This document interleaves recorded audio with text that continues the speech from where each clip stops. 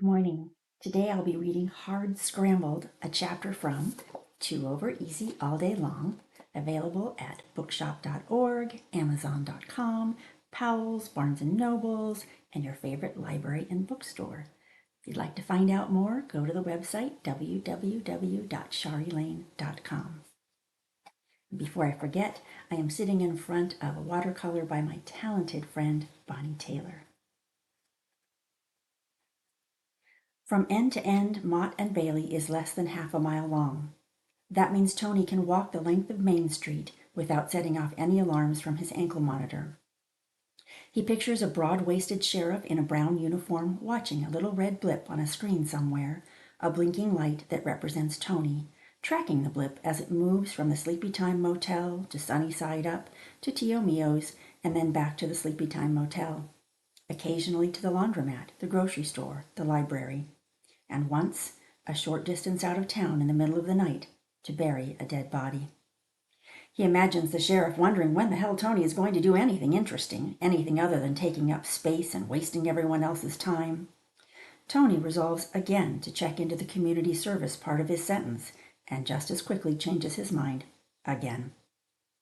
If the police and the courts and the whole universe of people who are supposed to be tracking his progress don't care what he's doing, whether he's fulfilling his community service requirement, why should he? He catches himself counting his footsteps and then losing count. He reaches the edge of town and stands directly in front of the sign hailing visitors. "Thank you for coming to Mott and Bailey."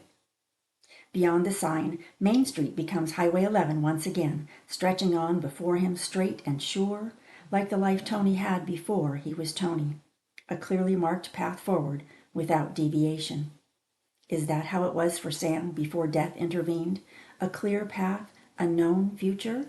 Not necessarily a bright future, but at least a host of tomorrows unfurling before him. Or was it always a long and winding road with hidden menace around every bend? He leans against the cheery sign and looks into the distance.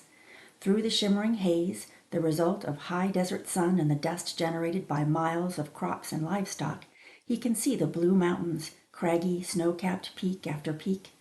It is breathtakingly beautiful and simultaneously sere and bleak to a man whose horizons normally include forests of skyscrapers, fields of taxis, and herds of humans.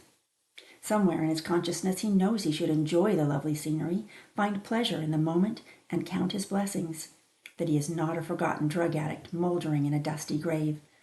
But he's not up to the task. The mountains glower at him disapprovingly, and he turns away. If even the very stones of the earth find him deficient, what hope is there for him?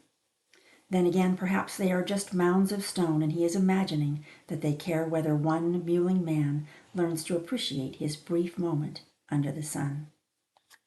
Thank you for listening. If you enjoyed this video, please share it with friends and family. If you'd like to know more about the book, go to www.sharilane.com. And if you'd like to reach out to me, you can find me at sharilaneauthor@gmail.com.